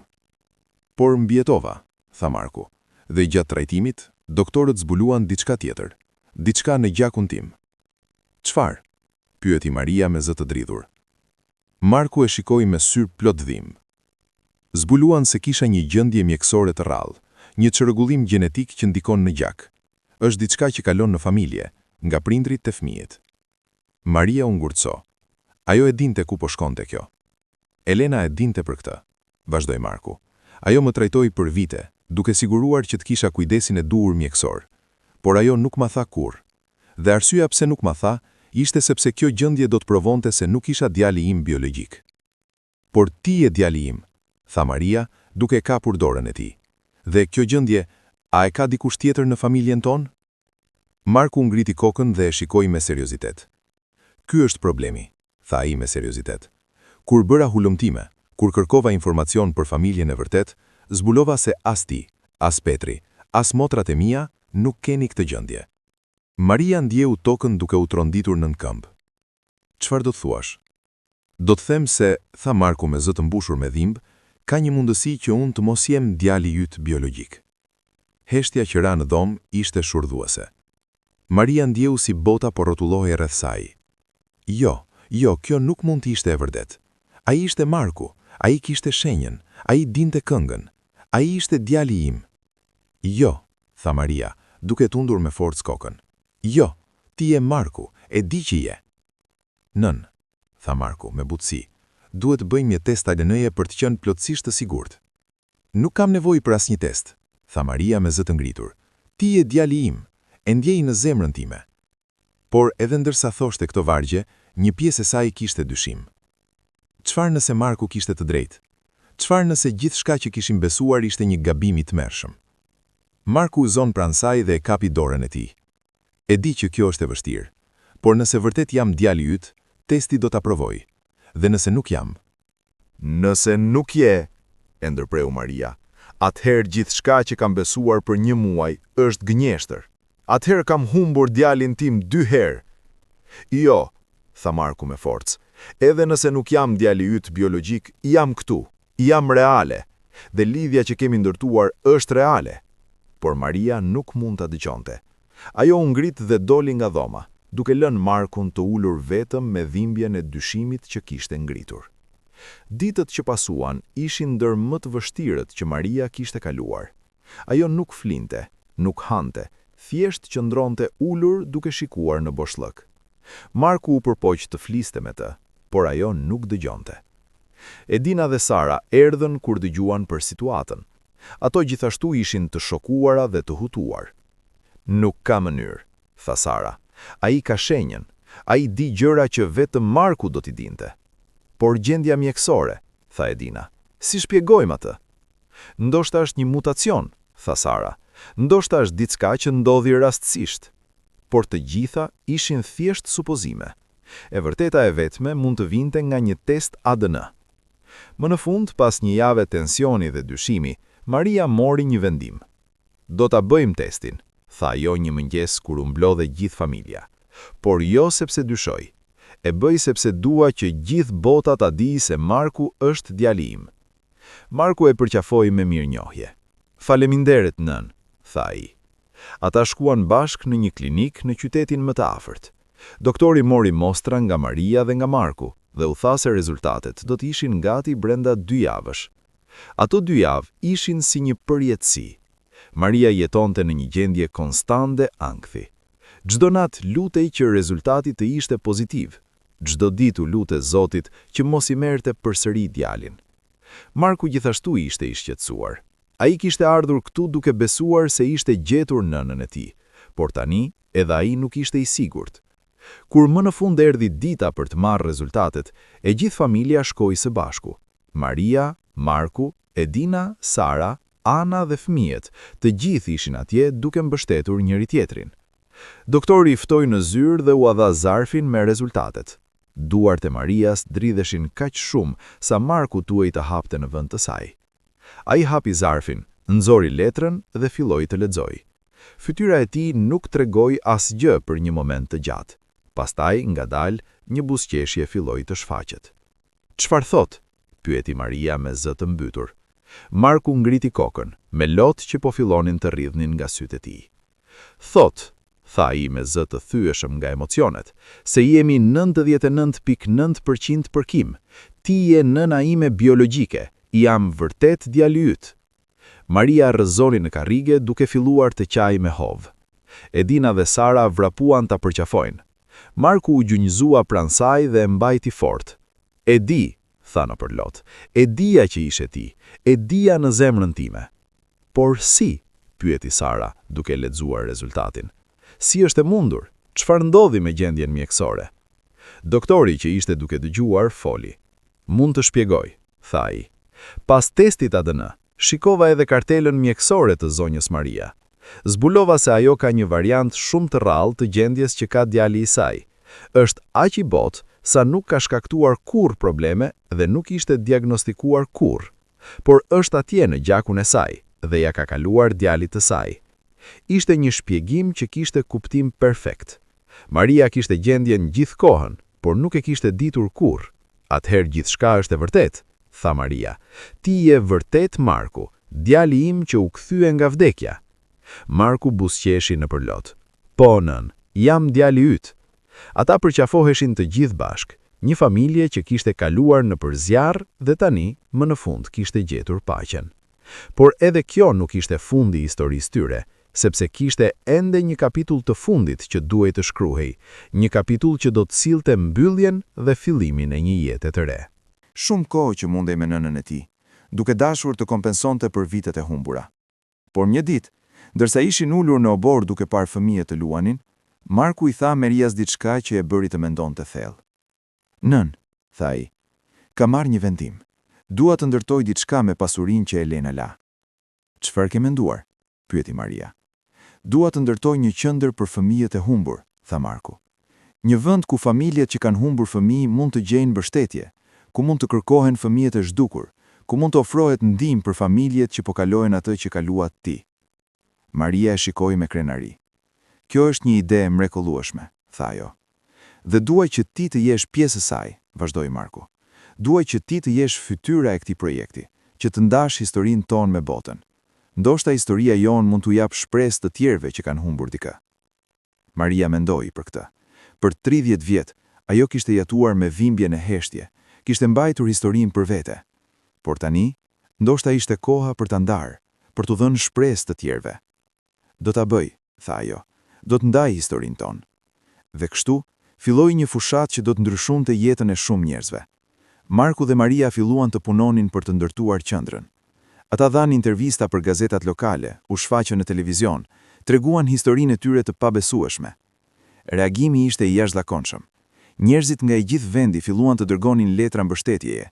Familje që kishin humbur fëmijë erdhen tek Maria për ngushëllim dhe këshilla. Donacionet filluan të vinin për projektin e qendrës.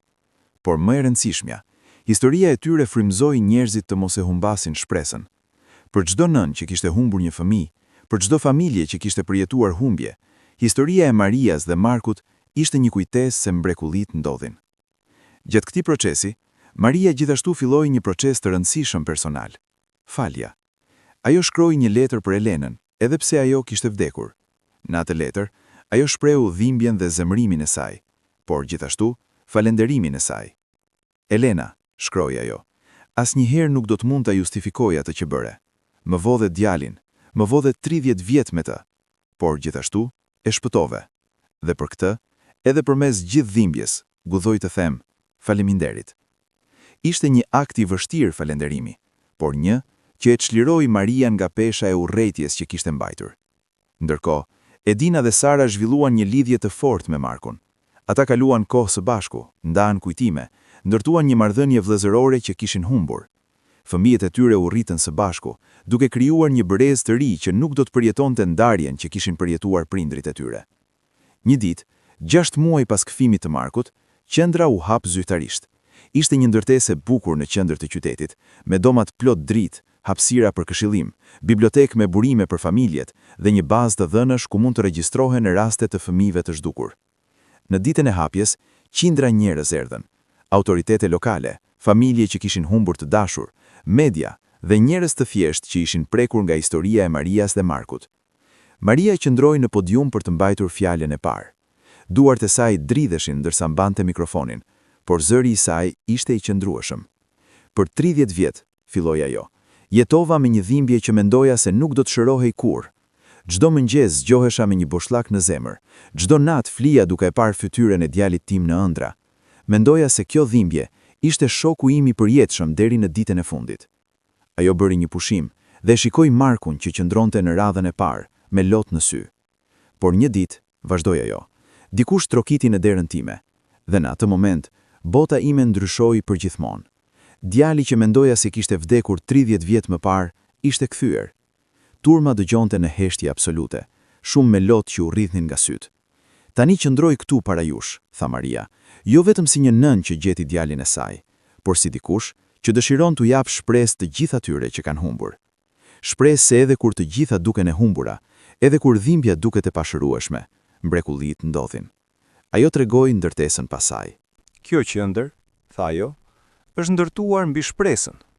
Është një vend ku familjet që kanë humbur dikë nuk do të jenë vetëm. Është një vend ku do të punohet çdo ditë për të bashkuar familjet, për të gjetur të humburit, për të dhënë ngushëllim atyre që vuajnë. Kur mbaroi fjalimin, turma shpërtheu në duar trokitje. Njerëzit qanin haptazi, të prekur nga historia dhe nga shpresa që Maria u kishte dhënë. Pas ceremonisë, një grua ju afrua Marias. Ishte në moshë të mesme, me sy të kuq nga të qarit. Zonja Maria, tha ajo me zë të dridhur. Unë humba vajzën time 10 vjet më parë. Ajo zhduk kur ishte 7 vjeçe. Policia pushoi së kërkuari pas disa muajsh. Të gjithë më thanë Talia, të vazhdoja jetën, por unë nuk munda kurrë. Maria e kapi dorën e gruas. E di, tha ajo me butësi. E di saktësisht se si ndihesh. Por historia juaj, vazhdoi gruaja, më dha diçka që nuk e kisha pasur prej vitesh. Më dha shpresë. Nëse djali juaj u kthye pas 30 vitesh, ndoshta edhe vajza ime. Ajo nuk e përfundoi fjalën, por Maria e kuptoi. Ajo e përqafoi gruan dhe i premtoi se qendra do të bënte gjithçka që të mundej për ta ndihmuar. Kjo ishte vetëm një nga shumë histori që Maria do të dëgjonte në muajt që pasuan. Çdo ditë, njerëz vinin në qendër me historitë e tyre, me dhimbjet e tyre, me shpresat e tyre. Dhe Maria ishte atje për të gjithë, duke ndarë forcën që kishte gjetur nëpërmjet përvojës së saj. Por edhe pse puna në qendër ishte shumë e rëndësishme, momentet më të çmueshëm për Marian ishin ato që kalonte me familjen e saj.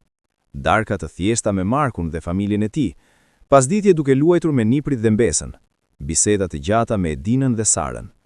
Një ditë, Emma, mbesa më e vogël, e pyeti Marian një pyetje që e bëri të mendonte. "Gjyshe?"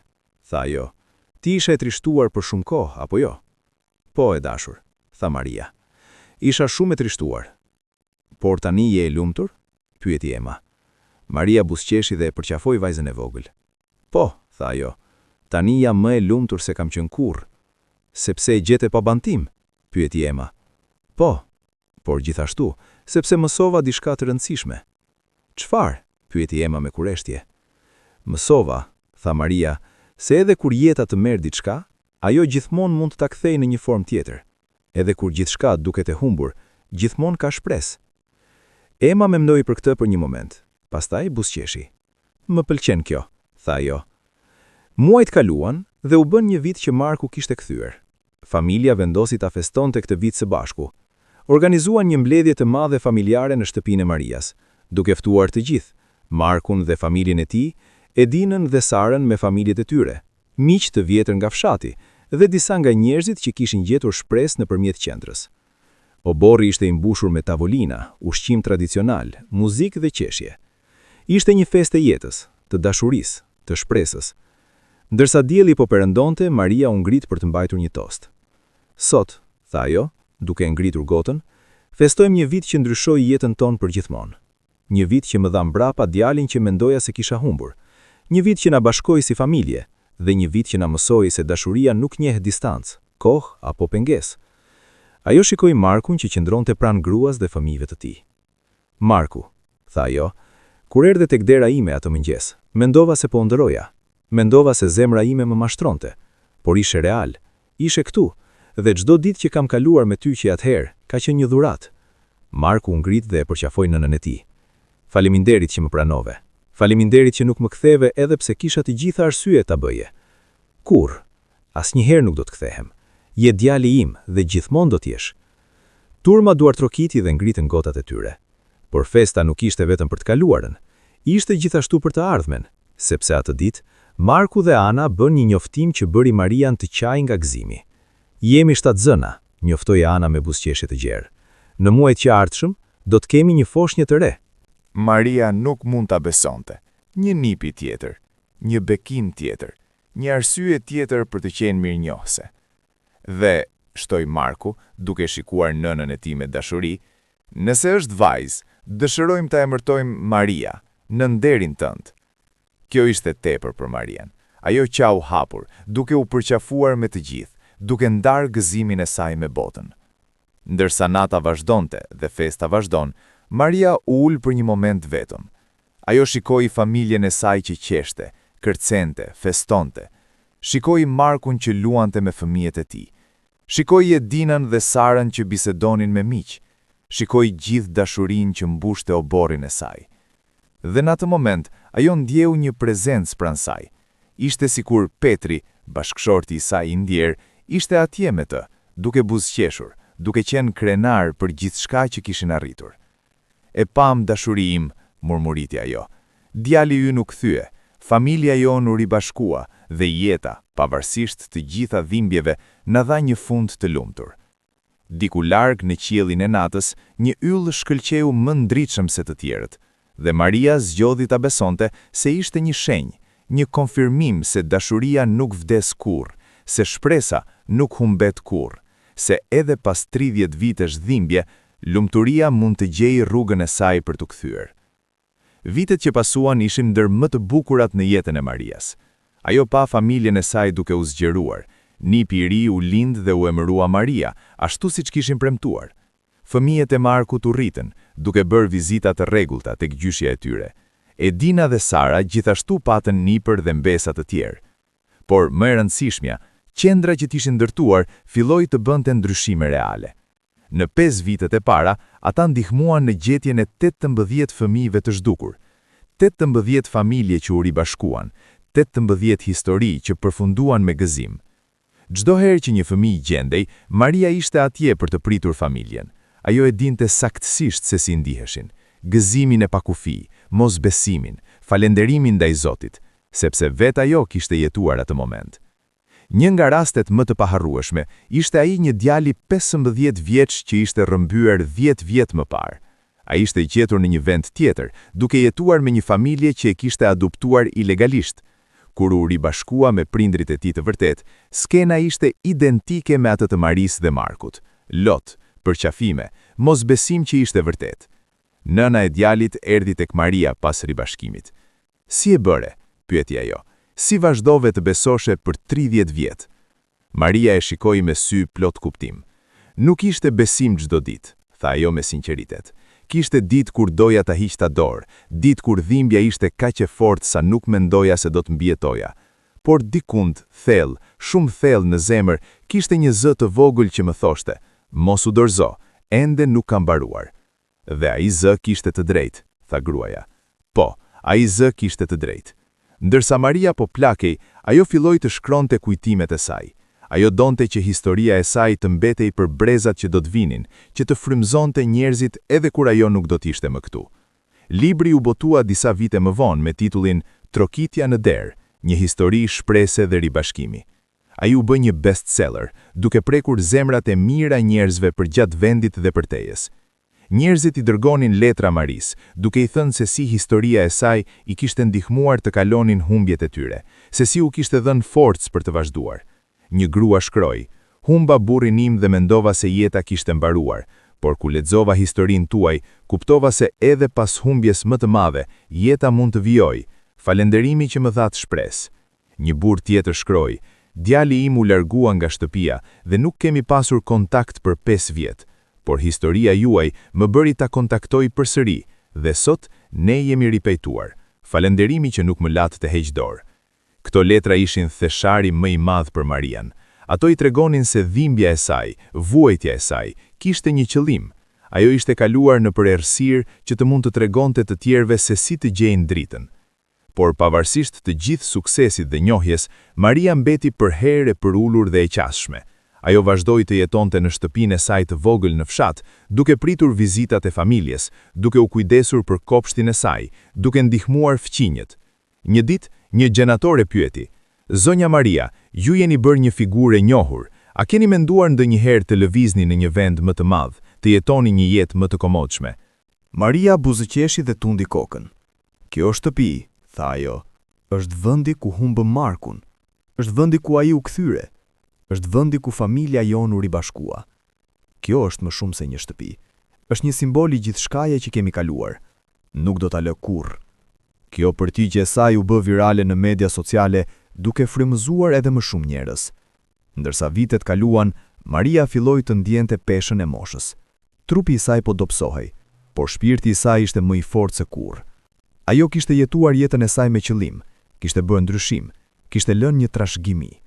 Një mbrëmje, ndërsa ishte ulur me Markun në verandë duke parë perëndimin e diellit, ai e pyeti: "Nën, a ke ndonjë pendim? A ka diçka që do të kishe bërë ndryshe?" Maria mendoi për një kohë të gjatë. "Pendoj që nuk erdha më shpesh te lumi," tha ajo. "Për shumë vjet e shmanga atë vend sepse më kujtonte për humjen, por tani kuptoj se duhet ta kisha përqafuar si një pjesë e historisë son, jo ta kisha fshehur." "Por në lidhje me gjithçka tjetër?" pyeti Marku. "Në lidhje me gjithçka tjetër," tha Maria, "nuk do të ndryshoja asgjë. Edhe dhimbja, edhe vuajtja, edhe 30 vitet e pritjes, të gjitha ishin pjesë e udhëtimit që më çoi këtu, pranë teje, me këtë familje të mrekullueshme. Dhe për këtë jam mirënjohëse." Marku e përqafoi nënën e tij. "Dhe unë jam mirënjohës për ty," tha ai, "për forcën tënde, për dashurinë tënde, për faktin se nuk e hoqe kurrë dorë." Ata qëndruan atje në heshtje, duke parë diellin që zbriste pas kodrës, duke ditur se ishin bekuar me diçka që shumë pak njerëz përjetojnë.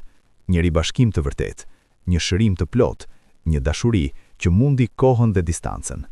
Ditët vazhduan të kalonin me ritmin e tyre të qetë. Maria, tani në moshën 85 vjeçe, kishte filluar të ngadalsonte, por mendja e saj ishte ende e mprehtë dhe zemra e saj ende plot dashuri. Qendra që kishin ndërtuar kishte zgjeruar operacionet e saj.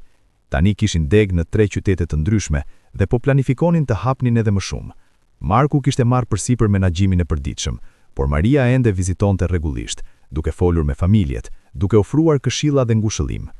Një ditë, ndërsa Maria po ecte nëpër korridoret e qendrës, një grua e re ju afrua me një fëmijë në krah. "Zonja Maria," tha ajo me zë të dridhur. "Po, e dashur," gruaja filloi të qaj. Unë kam ardhur këtu për t'ju falenderuar, për 30 vite më parë." Maria e shikoi me vëmendje, duke u përpjekur të kujtonte, kishte takuar kaq shumë njerëz për qatë viteve. "Nuk më njihni," vazhdoi gruaja, "por ju më njihnit nënën time. Emri saj ishte Elena." Maria ndjeu si zemra po i ndalte. Elena, gruaja që rrëmbeu djarin e saj. "Elena Krasniqi?" pyeti ajo me zë të dobët. "Po," tha gruaja, duke fshirë lotët. "Ajo ishte nëna ime dhe dua të dini se çdo ditë të jetës së saj mbartën peshën e asaj që bëri. Ajo nuk ishte një grua e keqe, ishte thjesht një nënë e thyer që bëri një gabim të tmerrshëm." Maria nuk e dinte se çfarë të thoshte. Kjo ishte e pafajshme, vajza e Elenës, që ishte humbur kur ajo rrëmbeu Markun. "Emri im është Klara," vazhdoi gruaja. "Unë isha foshnja që nëna ime humbi. Ajo më humbi para se të gjente Markun, dhe kur vdiq, më la një letër ku shpjegonte gjithçka." Maria ndjeu një val emocioni. "E di për nënën tënde," tha ajo. "E di se çfarë bëri, por e di gjithashtu se ajo ishte një grua në dhimbje. Klara kapi dorën e Maris. Faleminderit që nuk e uren. Faleminderit që gjete mënyrën për të falur. Falja nuk ishte e lehtë, tha Maria me sinqeritet, por ishte e nevojshme për shërimin tim. Klara buzëqeshi në përlot.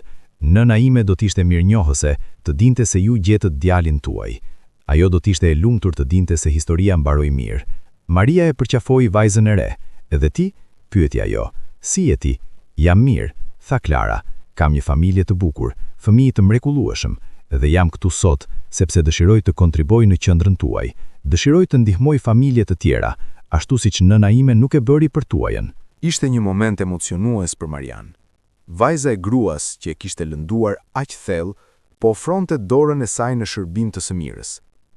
Do t'jemi të nderuar të kemi, tha Maria. Që nga ajo ditë, Klara u bë një vullnetare e rregullt në qendër. Ajo dhe Maria zhvilluan një marrëdhënie të veçantë, dy krah të lidhura nga e kaluara, por të vendosura të krijojnë një të ardhme më të mirë.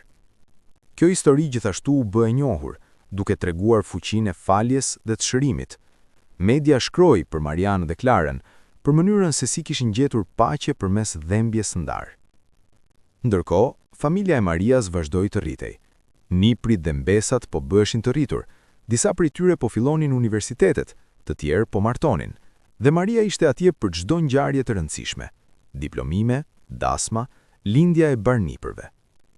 Për ditëlindjen e saj të 90, familja organizoi një festë të madhe.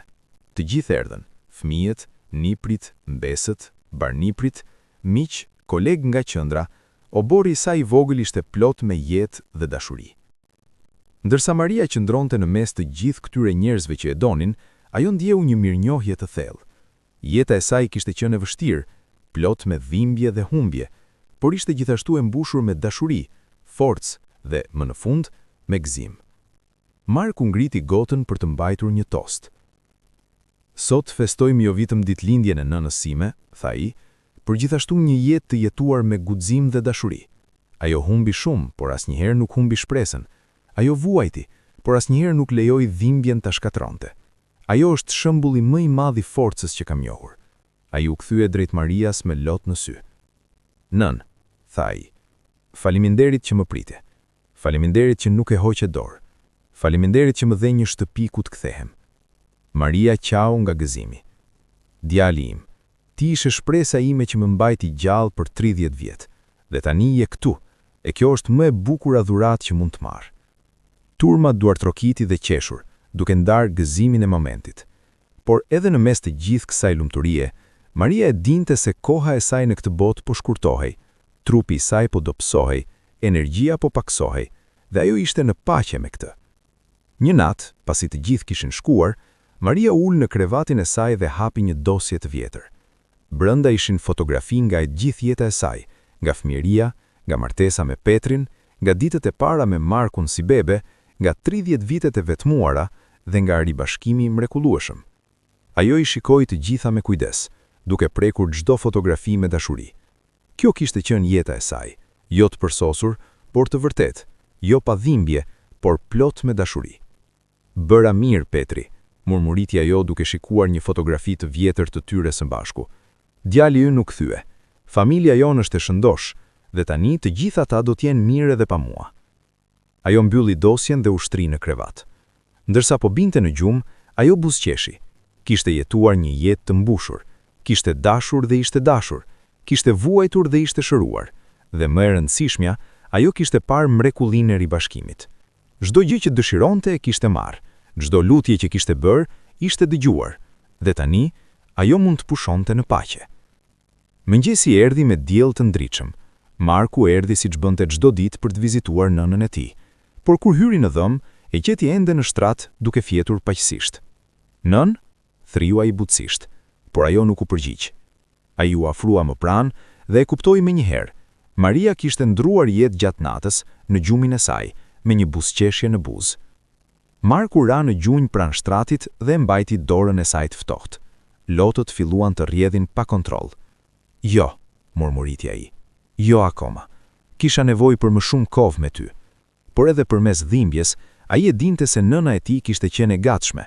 Ajo kishte jetuar një jetë të mbushur dhe kishte ndruar jetë e lumtur, e rrethuar nga dashuria e familjes që kishte ribashkuar. Në ditët që pasuan, fshati i tërë erdhi për të ngushëlluar. Qindra njerëz morën pjesë në funeral. Familje, miq, njerëz që Maria kishte ndihmuar për gjatë viteve, familje që kishte gjetur shpresë përmes qendrës. Kishte letra nga i gjithë vendi, nga njerëz që Maria kishte prekur me historinë e saj. Kishte flura, korona, mesazhe dashurie dhe mirënjohje. Në funeral, Marku mbajt një fjalim që bëri të gjithë të qanin. Nëna ime, filloi ai, jetoi 2 jetë. Jeta e parë ishte plot me gëzim derisa humbi një fëmijë. Jeta e dytë ishte plot me dhimbje dhe pritje për 30 vjet. Por pastaj filloi jeta e saj e tretë, një jetë ku ajo ishte plotësisht e plot, e rrethuar nga dashuria, duke ndarë shpresën me botën. Ai bëri një pushim dhe e fshiu lotët. Ajo më mësoi, vazhdoi ai, se shpresa nuk vdes kurrë, se dashuria është më e fortë se çdo gjë, dhe se madje edhe kur gjithçka duket e humbur, Zoti ka një plan. Ai shikoi arkivolin ku qëndrohej trupi i nënës së tij. Prehje në paqe, nën, tha ai. Ti e ke merituar dhe faleminderit për çdo gjë. Maria u varros pranë Petrit, në varrezat e vogla të fshatit. Në gurin e varrit shkruanin fjalët e thjeshta. Maria, nën, gjyshe, frymëzim. Dashuria saj mundi kohën. Shpresa e saj nuk vdiq kurrë. Në ditët që pasuan, familja filloi të shikonte përmes sendeve të Marias. Në dollapet e saj gjetën kujtime nga një jetë e plot, letra, fotografi, ditar që kishte mbajtur për gjatë viteve. Edina gjeti një ditar të vjetër nga vitet pas humbjes së Markut. Kur e hapi dhe filloi të lexonte, ajo qau duke parë dhimbjen e thellë që nëna e saj kishte mbajtur për kaq shumë kohë. Një hyrje nga vitet e largët a thoshte: Sot është ditëlindja e Markut, do t'ishte 8 vjeç sot. Mendoj se çfarë do t'ishte duke bërë, ndoshta duke luajtur me shokët në oborr, ndoshta duke më kërkuar të piqnim ëmbëlsira bashk. Dhimbja sot është e padurueshme, por duhet të vazhdoj, duhet të shpresoj, sepse thellë në zemër diçka më thot se ai është gjallë, diçka më thot se një ditë ai do të kthehet. Shagu gjeti një letër që Maria kishte shkruar, por nuk e kishte dërguar kurrë. Ishte drejtuar Markut, shkruar vite më parë. Djali im i dashur, nuk e di ku je, nuk e di nëse do ta lexosh ndonjëherë këtë, por duhet ta shkruaj, sepse fjala e thënë është një mënyrë për të mbajtur gjallë shpresën. Çdo ditë që kalojmë të ndara është një ditë e humbur, por refuzoj të besoj se është për gjithmonë. Refuzoj të pranoj se nuk do të shoh sytë e tu përsëri, se nuk do të dëgjoj zërin tënd duke më thënë nën. Kudo që t'jesh, dua që të dish se të dua, që gjithmonë të kam dashur dhe gjithmonë do të dua. As gjë, as koha, as distanca, as vetvdekja nuk mund ta ndryshoj këtë. Shpresoj se je mirë, shpresoj se dikush po kujdeset për ty, dhe shpresoj me gjithë zemër se një ditë do të gjejmë rrugën për të kthyer tek njëri tjetri. Me dashuri të pafund. Nëna jote. Kur Marku e lexoi këtë letër, ai qau për orë të tëra. Dashuria e nënës së tij, shpresa e saj e palëkundur, kishte qenë kaq e fuqishme sa kishte mbajtur gjallë një lidhje edhe përmes 30 viteve ndarje. Në javët që pasuan, qendra e Marias organizoi një ceremoni për kujtimin në onerin e saj.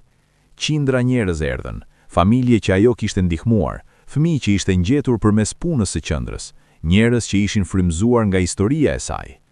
Klara, vajza e Elenës, foli në ceremoni. Zonja Maria, tha, është ndër gratë më të forta që kam njohur. Ajo kishte çdo arsye për të qenë e hidhur, për të urrejtur, për të hequr dorë. Por në vend të kësaj, ajo zgjodhi dashurinë, zgjodhi falimin, zgjodhi shpresën. Ajo shikoi turmën me lot në sy. Nëna ime, vazhdoi ajo, bëri një gabim të mrekullueshëm që shkaktoi shumë dhimbje. Por Maria gjeti forcën për të kuptuar se edhe njerëzit që gabojnë janë njerëz që vuajnë, dhe kjo aftësi për të parë njerëzoren edhe te ata që na lëndojnë, kjo është qelësia më madhështore që një person mund të ketë. Pas ceremonisë, familja vendosi të vazhdonte punën e Marias. Qendra do të zgjerohej edhe më shumë duke ndihmuar edhe më shumë familje. Libri i saj do të ribotohej me kapituj të rinj që përshkruanin vitet e fundit të jetës së saj. Marku gjithashtu filloi të mbante ligjerata në shkolla dhe universitete, duke ndarë historinë e tij dhe të nënës së tij, duke frymëzuar brezat e rinj të mos e humbasin kurrë shpresën. Një ditë, disa muaj pas vdekjes së Marias, Marku mori një letër të pazakonshme. Ishte nga një grua në një vend tjetër që shkronte: Nderuar Zoti Marku, emri im është Sofia, dhe jam një nën që humbi vajzën time 5 vjet më parë.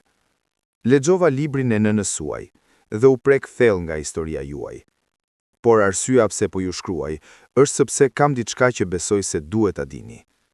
Kur isha duke lexuar librin, një detaj më bëri të mendoj.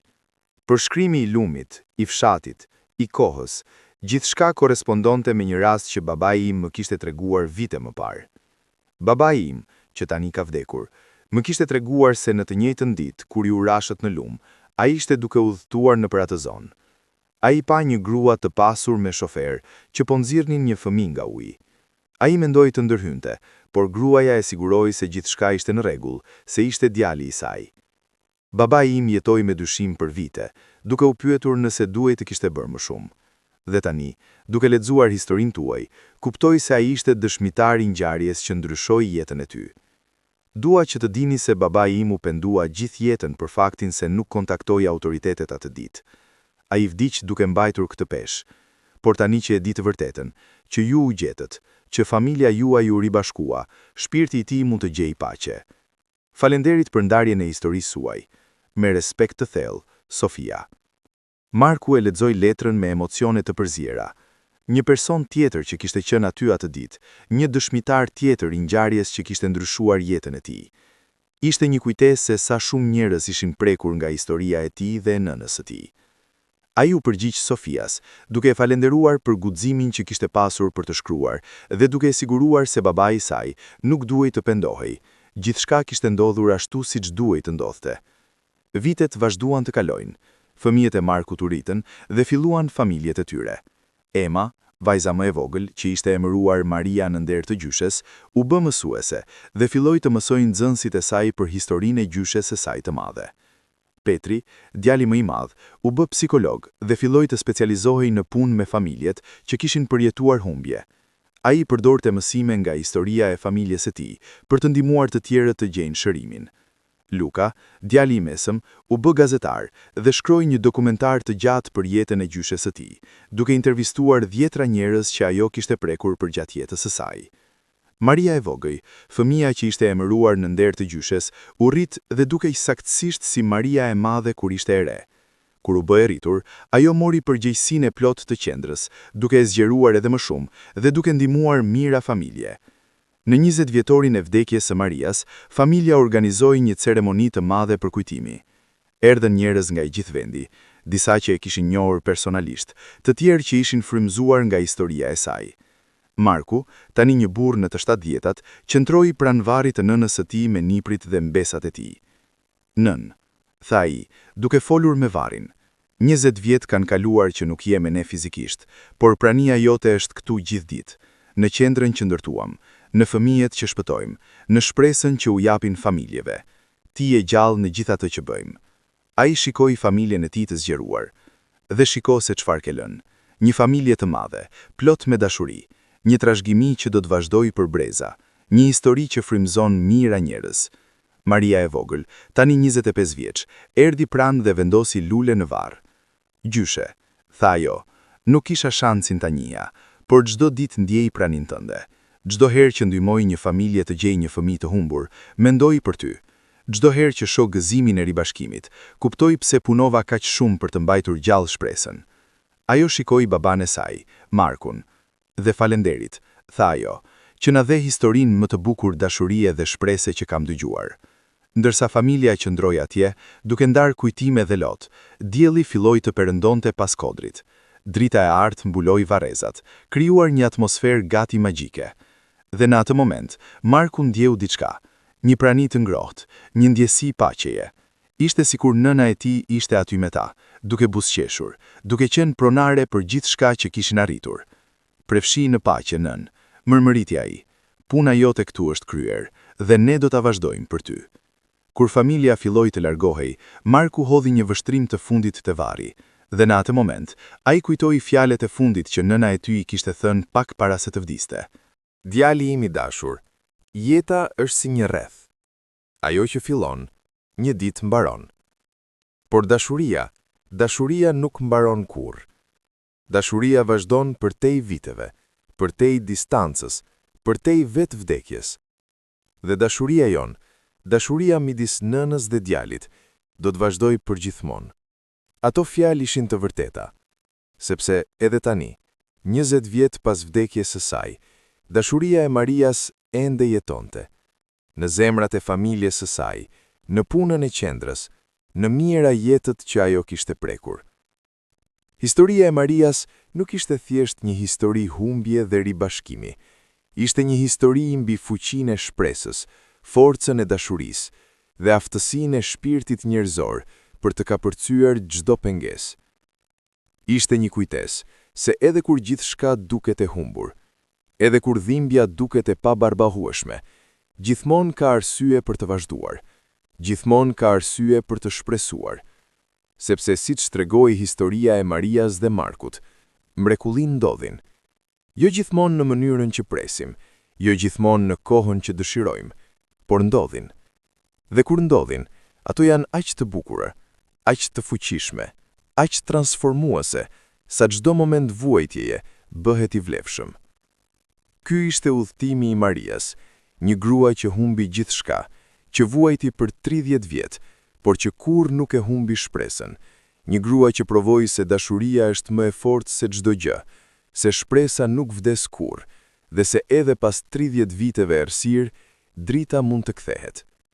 Historia e saj do të vazhdoj të frymëzoj breza pas brezash, duke u kujtuar njerëzve se pavarësisht se sa e vështirë bëhet jeta, pavarësisht se sa e thellë bëhet dhimbja, gjithmonë ka arsye për të besuar në mrekulli. Sepse, siç Maria e provoi, dashuria mundi kohën, shpresa mundi humbjen, dhe ribashkimi, edhe pas 30 vitesh, ishte i mundur. Tani është radha juaj. Çfarë do të bënit ju nëse dikush që mendonit se keni humbur përgjithmonë, do të kthehej papritur në jetën tuaj? Shkruani mendimet tuaja në komente, dua t'i lexoj të gjitha.